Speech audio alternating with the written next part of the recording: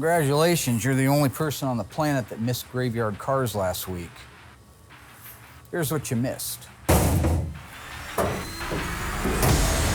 Last time, the Ghouls concluded the epic builds of Chris Jacobs' 1968 GTX and the first of its kind, 1970 Plymouth Superbird, equipped with a Hellcat crate Hemi. With SEMA in the rearview mirror, the Ghouls begin the final assembly of a 1969 Plymouth GTX in seafoam turquoise. They're coming to get you, Bob.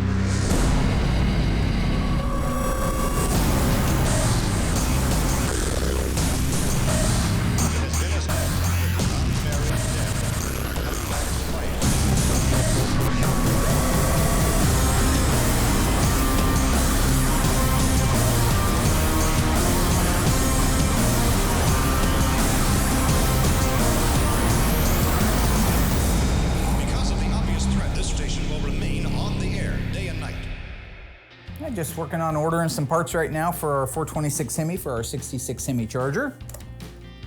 This is a car that we've been working on for quite a while, and it's finally made it through the shop to a point where we can actually start ordering a few pieces. I've got the engine out being built right now, so I'm looking at the different camshafts.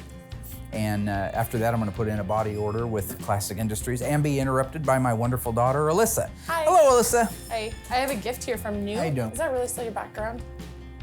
Really? The Silver Hammer. It's pretty cool. Oh, wow. Wow. Look at that. Oh, Isn't that's that cool? cute. We've got the light in the box. How cool that Oh, is. wow. For you. Look at You don't that. deserve it. A 420. Oh, Isn't it's that actually cool? a ring. Yeah, Oh, God, it's that's a great. ring. Look at that. Looks really good on you. That's actually really cool. Check that bad, Joe. All right, so now that we got our beautiful Tribute Superbird with the first ever Hell crate engine installed and controller, we can get kind of back to things being normal around here. It was pretty manic there for a while. Don't get me wrong, there's 102 cars in progress right now, so we're always a little manic. So one of the first cars I want to get started on is one of the closest ones to being done. It's our 1969 GTX. It's a 440 automatic seafoam turquoise. So you recognize the Q5 code? Our Hemi Roadrunner last season was a Q5 seafoam turquoise. This car has a black top, black interior. Pretty neat little color scheme, 440 automatic, not a lot of options on it. Why didn't he select a lot of options? I'm gonna take some time here shortly and I'm gonna show you why. I'm gonna show you the book that he selected it from with all of the options that were available and what those options could have cost. While I'm doing that, I'm gonna let Doug build out the engine, get it all put together, get all the bits and pieces put on it so we can move it down to Will. My goal is Doug builds the engine, Will paints it, Doug gets the rest of the suspension ready to go in, we get all the pieces under the hood bolted in, and we can put a drivetrain in it this week. So that's the goal. We're gonna use an original book that the dealers used back in the day. This was how color and trim and other options were picked out by a potential buyer of a car. So again, this is an original piece of nomenclature from 1969. We open it up, we can see right here it says 1969 Plymouth Review. There's some notes in here, but you know that this is an authentic Chrysler, Plymouth Chrysler Division book. I have our fender tag marking the GTX area, but so we'll just set the fender tag right over here. If we look at our tag, we're gonna talk about the colors and the trim right now, not the R11, which is the radio, but let's talk about the V1X. That means it gets a black vinyl top. The body color is Q5, that's seafoam turquoise. So if we were sitting on that showroom floor right now trying to pick out the color of our new GTX, we'd take this and open it up to the seafoam turquoise. So Doug is my cousin. That's why I call him Cousin Dougie or Cousin Duct Tape or whatever. We just grew up together, so we're not just relatives, but we're really good friends. Doug is a really good, conscientious technician. He knows right to go to the wall and get this wire retainer kit, this heat shield kit. So yeah, he's at a point now where I think he's really enjoying it. He's able to get past all the nervy things and really take his time and do a good job. These were all colors that were available. So this is the color that matches this right here. If you take the tag over there, they're pretty close. The other thing on our tag, you'll see is V6W. That's the accent stripe, the longitudinal accent stripe.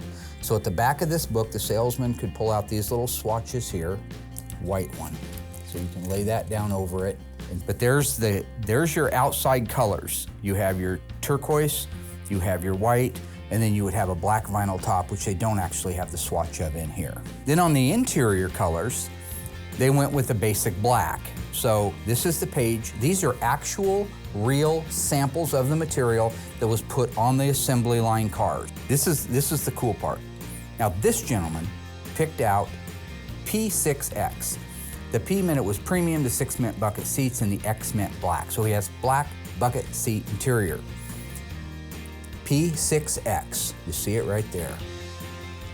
This color combination, now this has an insert and an outer edge to the seat. That's why there's 2 different textures that make up that seat, but that's your black material.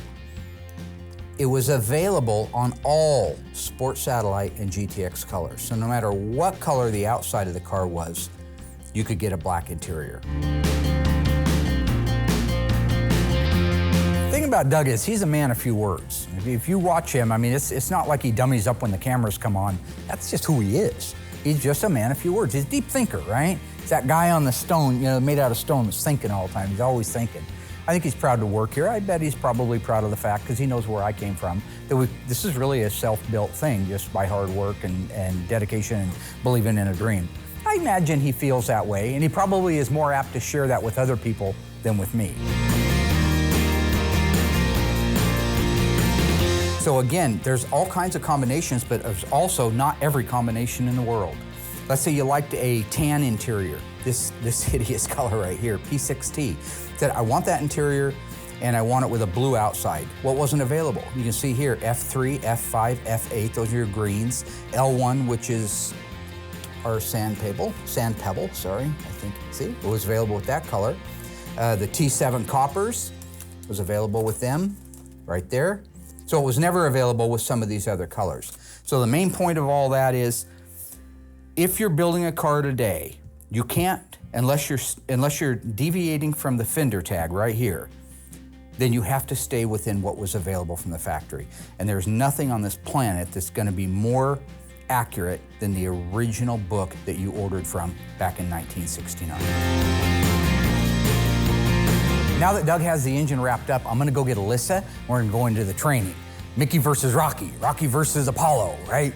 So I'm like Rocky and, I'm like Mickey and Rocky, right? I'm both characters, and she's gonna be more like a trainee. She's gonna be, oh, Tommy Gunn. She could be Tommy Gunn, remember? Then later he turned on her like when she stole my car. So that's actually, you know, yeah, that's weird. History kind of like, what do they call it? Truth is stranger than fiction? So what I want to start with, you guys, is the B engine, what Mopar called their B series big block engines. What we're doing is we've got some 440s, 383s, 426 Hemi short blocks that we're getting ready to build out. I thought this might be a good opportunity with everything laid out to be able to walk Alyssa through how to be able to eyeball a B engine from an RB engine from a 426 Hemi. So we're gonna talk about that. I stand corrected on one thing on the B engines just because I'm kind of anal retentive about this. I want to point it out. I mentioned that there's the 361, the 383, and the 400 are B engines. In 1958, and all of you Christine fans will know this, they introduced the B engine, and it was a 350 cubic inch called the Golden Commando with the inline dual fours available on it. That was the engine that Christine had in it. So technically, there were 4 B engines. Just the odds of us actually working on the 350, I think, is why I omitted it. But I'm willing to admit when I make a mistake. So 361, 383, and 400 are your B series engines. Okay. 361, 383, and 400. Okay. Okay, now let's just And move. this is a 383. And this is a 383, because remember here on this pad, you've got D383. When you see the D right there and the 383, you're gonna start with 1965 had an A. 1966 was a B, 1967 was a C, 1968 was a D, 69 was an E, and 70 was an F, and on up through the alphabet. 71 would have been G. So when you see D383, that date is not the date this was cast. That's on the side of the block in raised lettering. Okay. Stamped into this is the date that the engine was assembled. The long block assembly was done. So it was intended to go in a 68 model car. Now this is the one that, for the most part, most of the cars that we have here are RB series engines. Then the other big block that they've got is the legendary Elephant, the 426 Hemi, which could never, ever be mistaken with a 440. The main difference when you look at these are a couple of things. First off, you notice they both have this machined off pad right here. Yes. You see this area here? What does that read on there? 440. What's in F, front? F. 440. So what year is that engine? 71? It's still a 70. Okay. The alphabet's still working the way it did when I was I think in it was my school. math that was off a little there. I think it's stressful. It's like the McMetric system at McDonald's. Remember when they introduced the McMetric You system? did good. Thank you. Okay, this one also has the machined off pad, but on it, what does it read? You're only asking because you can't see, huh? 3H420?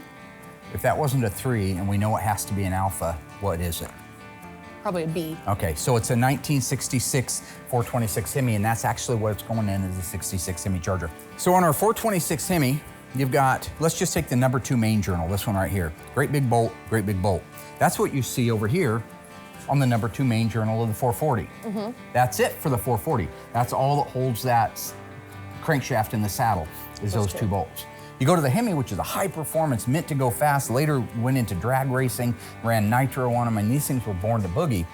They not only had these two here, but they also had a cross bolt. This also was the extra webbing in the block and the extra strength to hold this bottom end together under blunt force trauma, like maybe the backfire of a blower or something like that. So we're just getting started on the tutorials. Absolutely thrilled about this because it's a chance for me to share some of the things that I know that they should know, and maybe in Doug's case he does know. It's also cool because right on topic, we're gonna be putting an RB 440 in our 1969 GTX. So this is a great opportunity for her to really soak up some good knowledge. Right after the break, Alyssa provides us with some history on the Plymouth Cudas. Dave answers questions you've sent in. And Mark pulls out the Dave Weiss book to teach you how to find the correct OE bolts for your at-home restoration.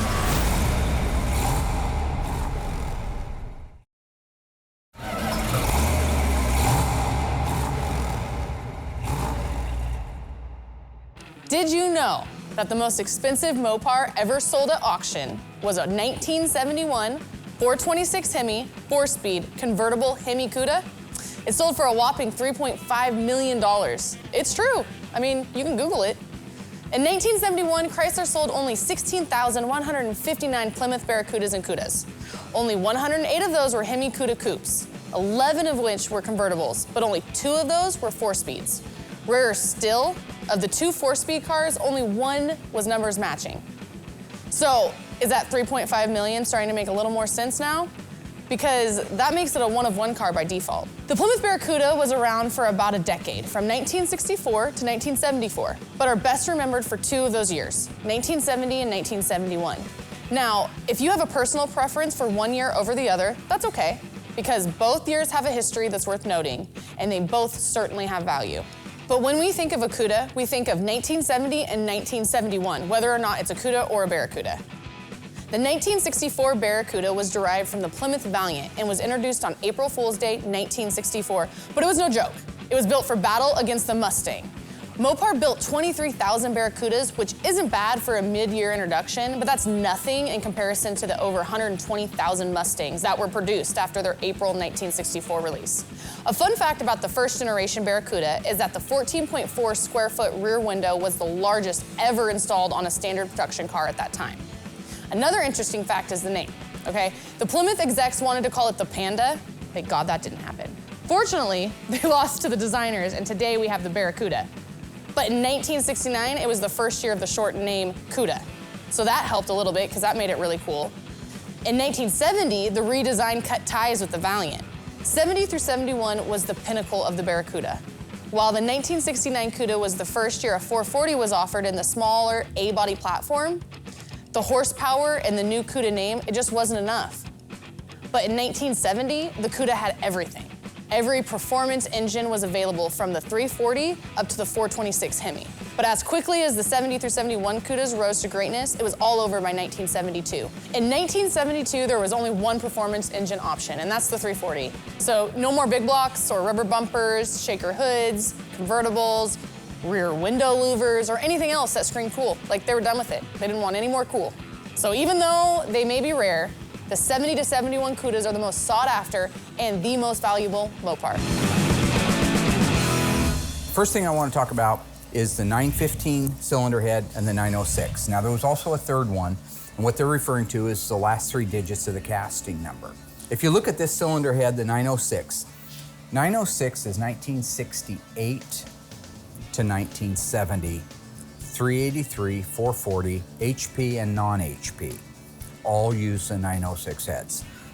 The valves use double springs on the high performance versus the single spring. So you see that other spring inside there? Yeah. That means this probably was off of an HP engine, or you might not see that on a non-HP engine. One of the things that I have noticed over the years with myself is when you know something firsthand, you tend to rattle through it. It makes perfect sense to you. You've done it 1,000 times. So the 915 was 1 year only, I believe. Now, I could be wrong on that. It could have been 66 and 67, but I want to say I think it's just 67. I'm trying to be slow and trying to show the intricate differences between these engines, the B versus the RB and the Hemi, and that's referred to as the closed chamber head. I believe she's absorbing some of it, probably more even than she thinks she's absorbing. But at the end of the day, she'll have to be kind of like I am, where you go over it and over it and over it until it's second nature. So like Royal's Crap Box, Baby Poop Green 1967 Coronet RT, it has 915 heads on it. You want to write that down too? What would you say? You said it was Baby Poop Crap Box 67 RT, non-numbers car. But I do think the basic absorption is starting to happen and the desire to absorb is starting to happen. So, I mean, that's the foundation for learning. Thank you for writing that down. You're welcome. Don't want us to forget that. No. The Holley induction system, which featured 3 2-barrel carburetors, on a Dodge was called a 446 pack. On a Plymouth, it was called a 446 barrel. What was the introductory year for the legendary 3 2-barrel Holley system? Was it 1967, 1969, or 1970? The answer coming up after the break.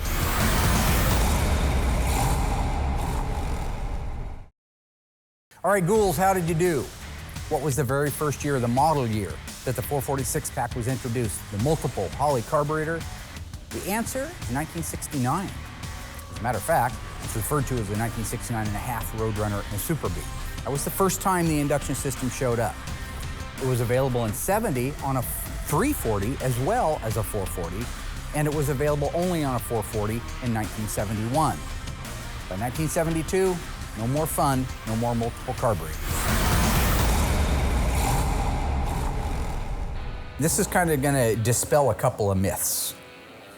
These will both bolt on the same engines. I could put this on a 7440 and I could put this on a 67. Okay. The only difference is it would change the compression ratio, and here's why. When I roll the 915 up like that, and I roll our 906 up like that. So on the 915 head in 67, this is called a closed head. And they're referring to the combustion chamber. You see this is open right here, and it has an indent, and it's wide open and matches the shape of the piston. This one is closed through here. This whole area is filled in. That would raise the compression of the engine. However, that would make you think, well, a 67 440 would have higher compression than, say, a 68 440. It didn't. They both had 10.1. They changed the height, the finish height of the piston to compensate for it. So the purpose behind it, I'm not 100% sure, but this had a 10.1 compression ratio, and this had a final 10.1, unless it was a 446 pack, which was introduced in 1969 and a half, and they used even a higher piston, and they were at 10.5 to 1 compression ratio. And they control that with the height of the piston. But this is a closed chamber, this is an open chamber. From 1968 to 1970, all of our engines are gonna have this head on it. All of our 440s and 383 are gonna have that head. Yep. In 1967, if we ever work on a dung box like Royals, it's gonna get that one. Okay. Okay? It's been taking a little bit longer with Doug and Alyssa on the differences in the engines, but that's okay. I think they're absorbing it. Like I say, it's just a little bit longer than I had hoped. In my mind, I don't mind taking longer. Normally it's just fine. I still want to get my drivetrain in the GTX, so if we can wrap it up, that'll be a good thing.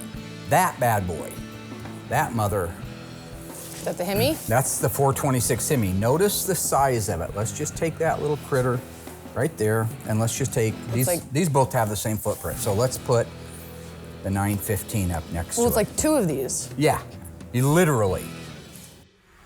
Coming up, Mark concludes his engine tutorial with Doug and Alyssa, pulls out the Dave Weiss books to teach you how to find the correct OE bolts, and gathers the crew to help him get the drivetrain installed in our 1969 Plymouth GTX in seafoam turquoise.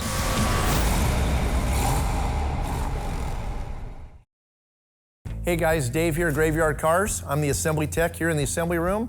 We had a lot of fans send in a lot of questions on the internet, so I'm gonna answer a few of them. Here we go. This one's from Scott from Facebook. He asks, I'm restoring a 1971 Charger 500. I find it difficult to find certain parts. What do you do when you can't find a part for cars? To answer your question, we find it really difficult to find parts too. Mark is constantly on eBay trying to search parts. And of course, there's Tony's parts. Tony has a great selection of parts. But eBay, I think, and the internet, a lot of these Dodge and Mopar websites have a great forum column where you can kind of write in want ads and stuff when you're looking for certain parts. So you really got to do research and use that internet. That's what we do. All right, I got one more here. This one's coming from Steven or Stefan, I'm sorry if I got that wrong, off of Facebook. And he asks, what were the differences between the 1966 and 67 Chargers?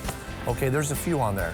As you know, the 1966 and 67 Chargers, first generation, had that fastback. It's kind of a love-hate. People either love them or hate them. But the differences between the two was the center console. In 1966, the center console was super cool. It ran the full length all the way down through the back seat, had the full length going all the way back. In 67, they actually shortened that up and they cut it off. So right behind the front seat is where the console ended, the center console. Another option was in 1966, you had an option of getting fender-mounted turn signals. In 1967, they were standard having fender mount turn signals. And then a big difference would be in 1967, they added the 440 HP, the 440 Magnum engine in 1967. It wasn't available in 66. So there's your differences. And of course, they had some wheel cover differences as well. But those are the three main ones. Hopefully that answers your question. And it's been fun. Thanks, guys. Take care. So far, Doug has built out the engine for Manning's GTX, while Mark taught us what options were and were not available during that time. Now, Mark concludes his engine block tutorial for Doug and Alyssa to be able to refocus efforts to get the drivetrain installed in our 1969 Plymouth GTX in seafoam turquoise. So this engine is for our 69 GTX, Manning's seafoam turquoise car out there. Oh, okay. You see that bolt right there? What's the little identifying mark at the top of it? An anchor. That's right. Okay, these are the correct bolts that hold the valve covers on. Probably from 68 to 70 at least, maybe even into 71, I can't be positive of it. Out here on the outboard side, you see that this is a stud and not a bolt. That was to align the valve covers on the assembly line. Rather than using a bolt, they just threw it down over this and they had automatic alignment. There's a stud here, a stud at the back, a stud there, and a stud at that back. All right. Should be that easy, Doug. You see this bolt right here? Yeah. What does it say? TR. No, it doesn't say anything. It reads TR. Malice, Alec Baldwin, Nicole Kidman. I guess I'm an entertainer. I'm a friend first, a boss second, and an entertainer third. Okay, that is the correct bolt to hold the intake manifold on this engine. Okay. So these are the things I want you to begin to absorb. Gosh. With that, class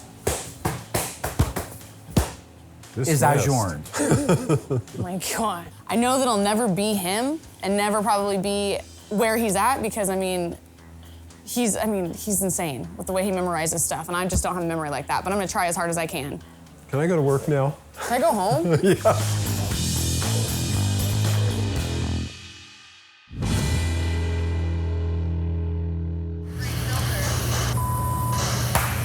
Wait!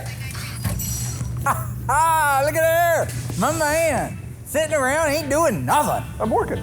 No, you're not. I would need you to come out and give me and Alyssa a hand with the 69 GTX under the hood plumbing. Yeah, that's not gonna happen. You're I'm right in the middle of painting. not doing anything. You're sitting on your phone. Well, right now, but I'm still painting in the booth. I'm in between coats. Figure it out. You told me months ago you wanted to learn how to do this stuff. I did? Yeah, you did. Well, you have a seizure? I may have. You don't want to do it? I don't have time. You know what? I don't care. That's the thing about it. I don't care. He wants to sit down there and play on his Instagram. I don't care. He's a commission guy. I don't care. Take all day. Well, I've got a younger, more impressionable brain, Emma, and I'm not really capitalizing on that, right? She's a sponge. She's gonna soak up my comedy, my dance moves, all that kind of stuff. Plus, she's gonna be the youngest kid in the country probably working on a Mopar. Take lemons and make lemonade. It's called a lesson. Emma! G-Paw needs ya. In 1970, if you bought a Cuda with a 340 and a manual 4-speed transmission, you automatically got the beautiful, world-renowned pistol grip shifter. True or false? Behind that 340 standard was a manual 3-speed transmission. Think you know the answer? Stay tuned after the break. I'll give it to you.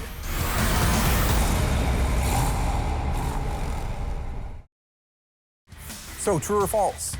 If you had that high revving little 340, would it have come from the factory if you didn't option up just a 3-speed manual? The answer is true. That's exactly right. Same thing for a 383. It would have been the base entry level, would have been a 3-speed. However, most people optioned to go up to the 4-speed, which gave you the pistol grip 4-speed, the reverse light on the dash, which was super cool, and just all around better performance. So there you have it. Just because it was cheap doesn't mean it was cool.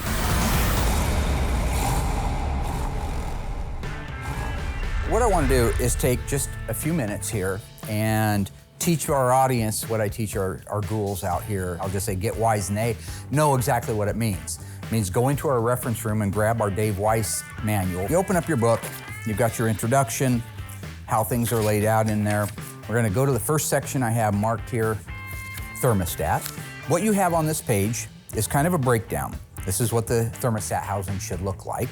These are what the bolts should look like that hold the thermostat housing in place. According to Mr. Weiss, the bolt that holds that housing in place is 3/8 in diameter, 16 means it's a coarse thread, and it has a 1-inch overall length. They show you here where to measure that at. Here's the bolt specs.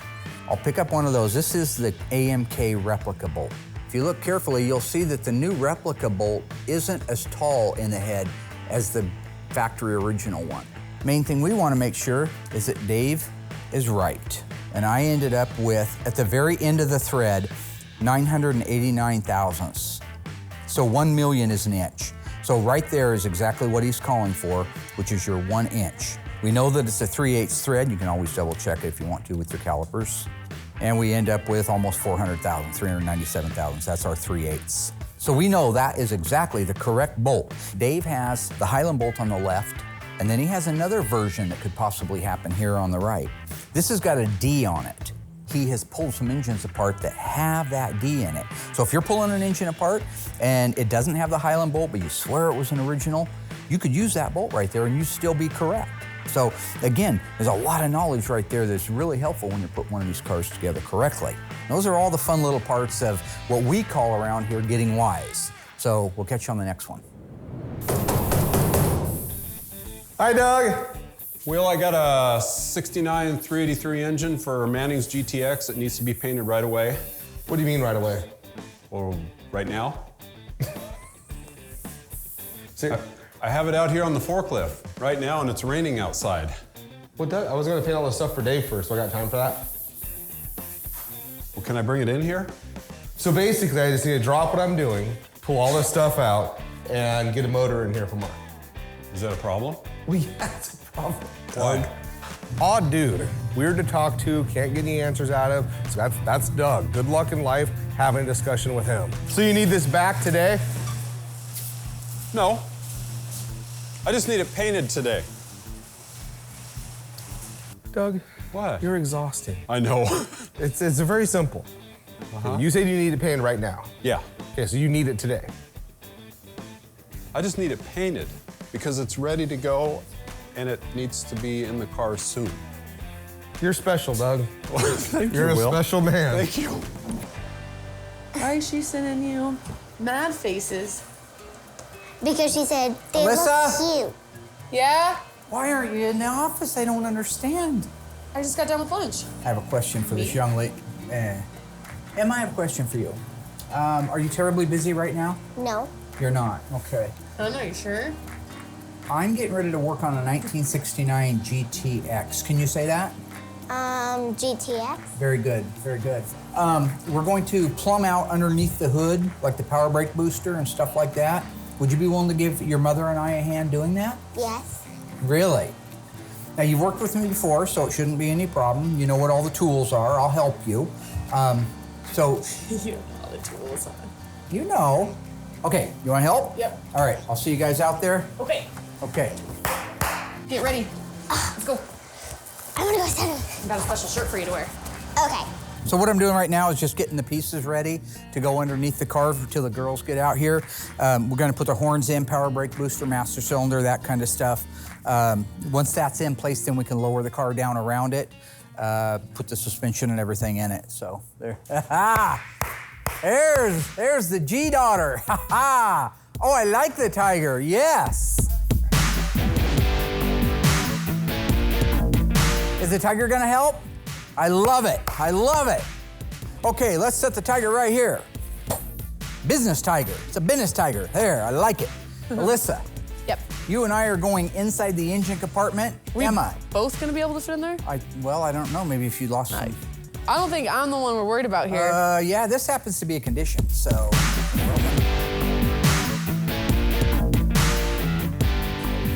All right, before we get started, I am not Vern Troyer. Can you raise the car up in the air a little bit so I can stand up and not be hunched over? That'd be Sure. great. Is that good? Keep going, Mary. A little more, Yolanda. Right there, Shaniqua. Got it. Okay, Emma Marie Rose, the 4 silver chromey looking nuts right there in front of you. There's 4 of them, yep. Put all 4 of those in your hand. Is there 4? That's 3. Oh. Yeah, you learned your math from your mommy. Okay, you're gonna have to get inside the car, and okay, I need the plate, Emma Marie. Yep, got one right there, and a gasket. Perfect. Good job.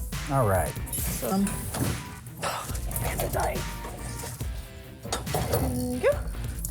All right, if you've got the nuts started, is that true? Yes. Go ahead and tighten them down, and I'll hold it in place. Okay. It's about as tight as I can get them finger-wise. Well, no, use the electric. Oh, okay. No, she's not. Do the top one. Portion valve. Make sure you don't scratch the car. Thank you. Well Right done. there's a bolt. Perfect. I'll take that and that. So, Emma, this is the windshield wiper motor. Go ahead and hand that to your mom. So here. Can you screw one of those on there? There you go. And then you want to go like a clock like this here. Keep going. Take that back. Thank you. Watch this. This makes it so much easier. Good job, we did it. All right, Emma, hold that right there. Do you know what that is called? Yeah. What is it? I forgot. It's called a voltage Voltage regulator. regulator. Very good. Can you hold that right there? This could just be a little overly optimistic on my part, but I have a feeling when Emma's done, she's going to be teaching Alyssa some things. Now, that's not meant to be disparaging. Alyssa's a sharp gal, but Emma's picking it up really good. And what greater reward for a Mopar lover and father to have his daughter and his granddaughter end up knowing as much as he does, which probably is impossible. Obviously, they're not walking computers. Okay, there is that, and that is called a ballast resistor. Ballast resistor. You like working out here? What's that last part we put on? A ballast resistor. Gosh, that's amazing. What's the other Make part? me look bad. A voltage regulator. Perfect. Wiper motor. And this is a power brake, Booster. and this, Master cylinder. that's all I'm talking about. That's all I'm talking about. Okay. You know, I'm having absolute thrill with having Emma out here working. I mean, I don't want to get misty-eyed over it, but I love her, right? I mean, this is a great chance for Grandpa and the granddaughter to get together and hang out and talk about the things I love, and she's showing a real interest in it. So she's doing a good job, too. I mean, yeah, she didn't know every technicality. I mean, few people really do, but when I say, hey, it's 4 of these or it's 3 of that, she goes right over and grabs it and hands it to me. It's adorable. I could work with her all day long and my blood pressure would never go over 80 over 120.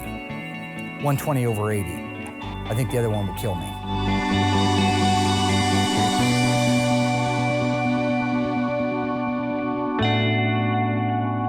Okay, honey, this is the last part we gotta put on. This is called the windshield washer reservoir. Windshield, Perfect. Washer. washer, reservoir. Beautiful. Look at that. See, I started too late with you. That's the problem. She's already got it. She's 6. She's already got it. Hand that to your mother. I'm 7. Whatever. Yeah, Grandpa. Okay, you know what? I'm trying to look out for you. One day you're gonna say, I'm only 54 instead of 55. Trust me, it's gonna happen. All right, you're doing good. Spike the camera like Grandpa does too. Okay, Emma, good job. You put the necessary pieces on under the hood of a 1969 GTX. What is this car? GTX, What year is it? 69. Very good. Good. First 4 characters of the VIN? Yeah. Why do you do that to me? So Emma and I and Alyssa just finished working on the 69 GTX. Well, how do you think it went? Good. Yeah, I think you did pretty good. You know, for your first time really turning wrenches, I think you did pretty darn good, to be honest. You know how to give everybody the look? Let's try to look right at that camera over there. Right there. 3, 2, 1. So we're doing really well on the GTX. This is our 69 440 automatic Q5 car, another seafoam color. Very neat car, very rare, very desirable. Remember, this is a numbers matching drivetrain. So this is a really neat car. The gentleman's father bought it brand new. And so I'm really excited to be at this point. We're finally ready to put the drivetrain in it. We can get the wheels and tires on it, lower it down, roll it forward, and then Dave can finish putting the interior together. So we're getting really close to having that one done. That's a very good feeling, and I know the owner's gonna be thrilled too. I don't anticipate anything going wrong. I mean, these guys have done a couple of them with me, so I think they've got it down now to a point where, yeah, I've got them loose for a reason. So they're easier to go in, They're you have more loose, so you slack. can line up the front. I take that back. Yeah, there's a lot that could go wrong. Okay. Let's slide that thing down here. Okay, Now, well, there's a car here we don't want to scratch, and one behind you. Let us know when we can go. Come on down. I plan on going around the light this way. That's fine. Was that your plan? I want you to come right down here Okay, now. and right through there. Oh, sweet dumb. Don't scratch. Oh, don't hire the car though. Whatever we do, let's not do I that. won't hire the car. I won't hire the car. Hire the That car doesn't meet our hiring requirements. Let me go up with the car a little bit in the air. You raise. We're gonna hire the car. whatever, you guys. Let's just get And that's what I got for my That was funny. You're not 100 grand worth of education. I use that word a lot. I'm sure you do. Okay, I hired the If I'm car. not high enough, I try to get hired. Thanks for hiring.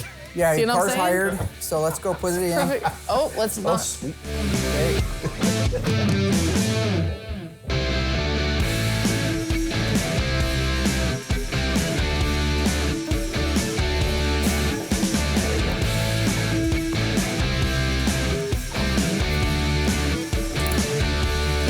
Do it with some I don't know what authority. else you. This isn't just. What You're do you mean? talking about working out at the gym and busting walnuts with your ass cheeks. I- Get in everything there I- and reef that son of everything a down.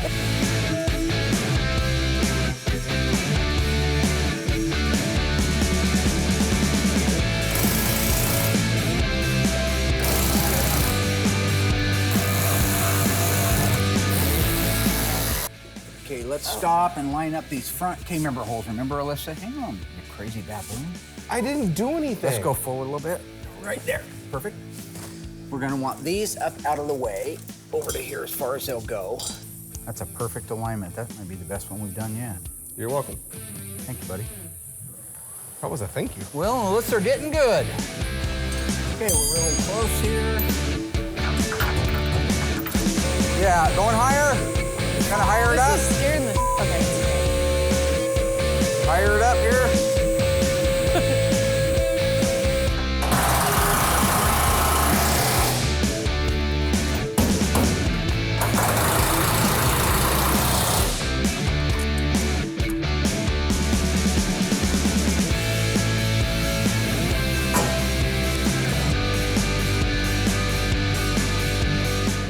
if you will round up the wheels and tires of his choice. He's going with a 68 style wheel that's been widened a little bit. I'll grab them. We're in the machine shop. They got I think they got a TA on them, TA radial. Now, in fairness, when you look at these wheels and tires, they're on a car and they're rolling down the road, you don't realize they weigh something. That's a big wheel and tire. That's a 275 on a steel rim that's probably 8 inches wide. There's a lot of weight to it. Don't be stupid. What took so long? Are you gonna put the small ones on the back? Cracking walnuts with your ass? Oh shit, she almost went back. She just does ass squats because somebody out there in TV land told her she had a fat ass. Thank you for that. So all she does is ass squats at the gym. So she don't have this upper body. Oh, okay, yeah. Like me, I'm a push-up man. You know, I like to go vertically upside down, just do push-ups all day. So yeah, I had to go help her out. Don't act like I'm not helping. Well, you aren't. You're making it worse. You're shoving it all over the damn place. All right. Now this is the pace I'm looking to set at Graveyard Carz, just like this, right? You have a goal. You get the goal done in a day-by-day basis so that at the end of the week it can culminate in what we have, a 1969 Plymouth GTX that's now rolling under its own power for the first time in many, many years. It's called a victory. It's the kind of victory that you don't want to take a lap necessarily over it, but you want to use it as a springboard for the next 20 or 30 cars that are in here. All right, good job. Good job. Good job, Willie. Lizer. Don't touch me. Ow. Good job, good job. All right, that's it. With that, ladies and gentlemen, we are ready to start putting the rest of the interior together. Wow. That does we look do cool, here. though. Look at that black stripe. The A-team. That's cool. The A-team. Yeah, that's good. Say something funny. See, you're not a natural comedian like me. There's only room on the show for one, Dad. You done? I'm done.